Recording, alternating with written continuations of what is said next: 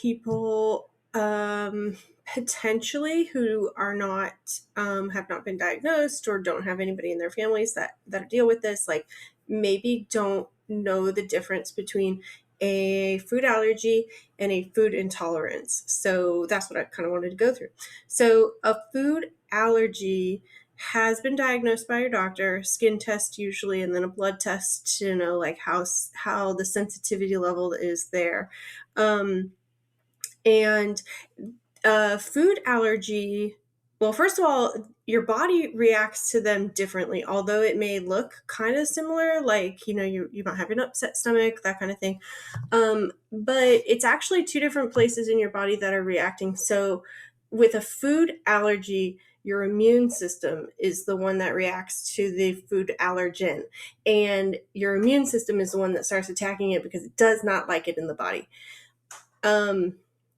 And then a food intolerance is your digestive system reacting to the food. So totally different actual bodily functions and bodily systems that are working against what you're doing. So that's one big difference. The other big difference is the reaction time. So a food allergen, you can, and you probably will, have a reaction to that allergen nearly immediately.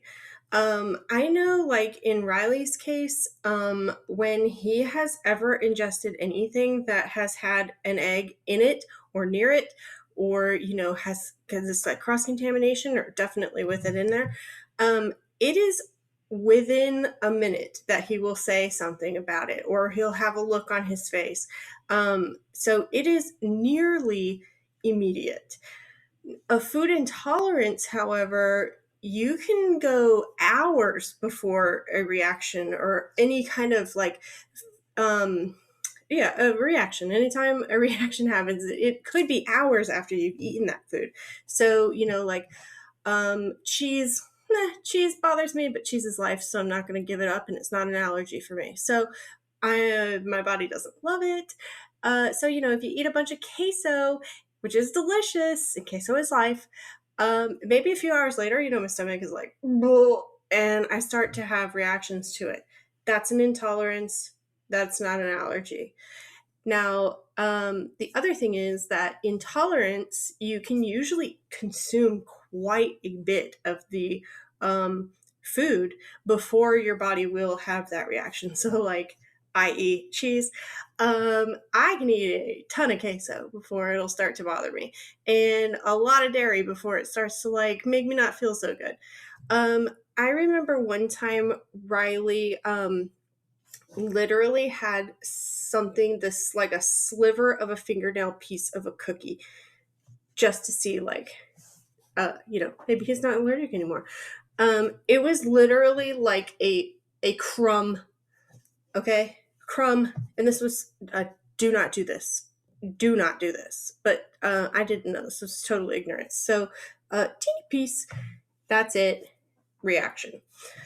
So those are the big differences there, I think, between or not I think, but that's the big differences between a food intolerance and a food allergy. Food allergy is going to have an effect immediately. Hi, editing Mindy here.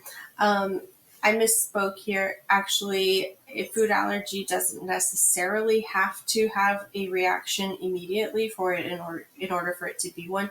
But like it could be delayed a little while. Effect comes from your immune system.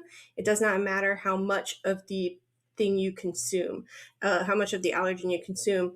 It can be almost nothing and cause a problem.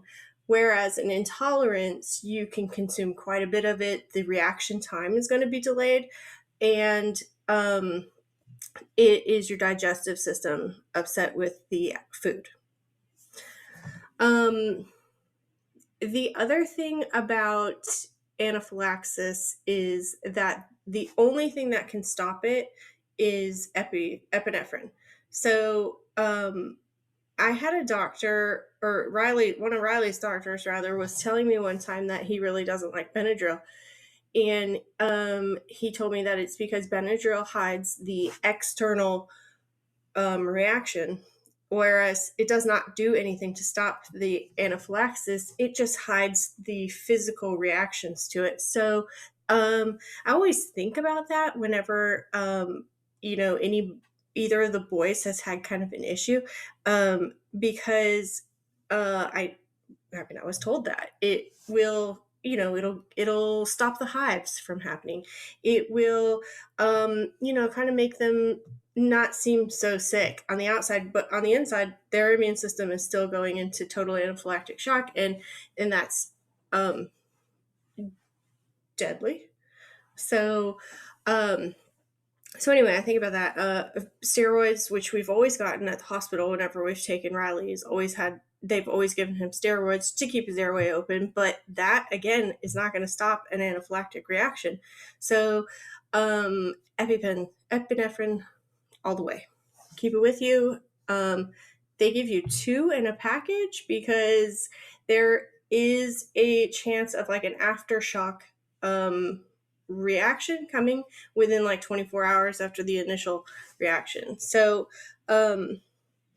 we've administered the EpiPen one time, and that was to Remy. Should have given it to Riley, but again, I have had a lot of misinformation about how to handle the food allergy and when to give and actually administer the EpiPen. So Remington, it was almost a year ago.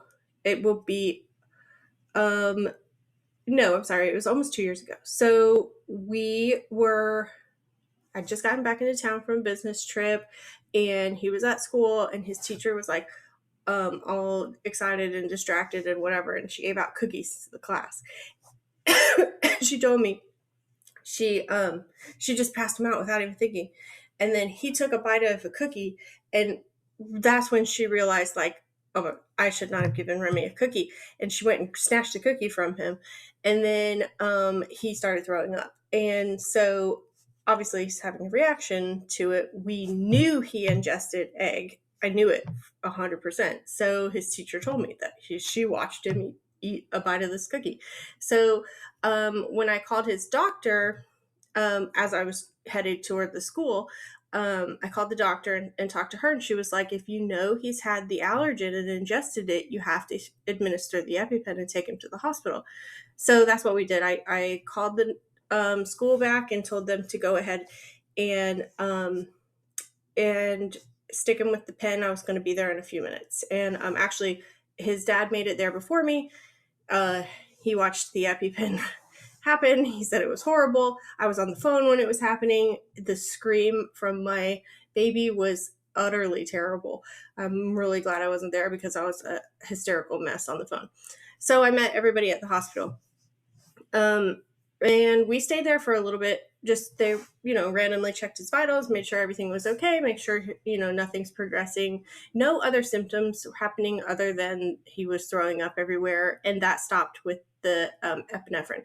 So we stayed at UAB Children's Hospital for a little bit in the emergency room. And he was in good spirits. He was like playing and having a good time with the little toys that we brought. And then we left. But I had the other EpiPen with me just in case, because I know that a secondary reaction can happen. And then we were prescribed another one. So that was our one experience with actually administering an epi.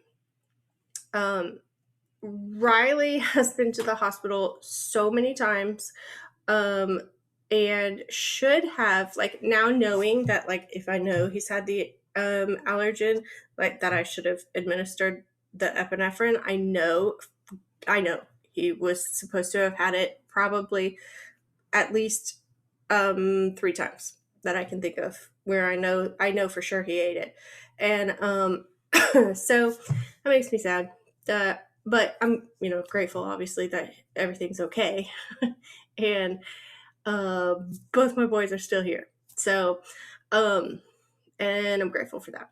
Food intolerances and food allergy reactions can look very similar. So if you suspect a food is causing a problem, just go to get tested. Like, it's not worth potentially missing a food allergy diagnosis. So I think if something really bothers you and you know whenever I eat this thing I get sick, go see an allergist. Have them test you. They can test you specifically for that thing, and then you'll know. So that would be my suggestion. Again, I'm not a doctor, but because the symptoms look so similar to one another, it's really not worth the risk. Food allergies are dangerous. Dangerous. Food intolerances, not so much. They're not life threatening, but food allergies are. So if you suspect that or have questions, see a doctor.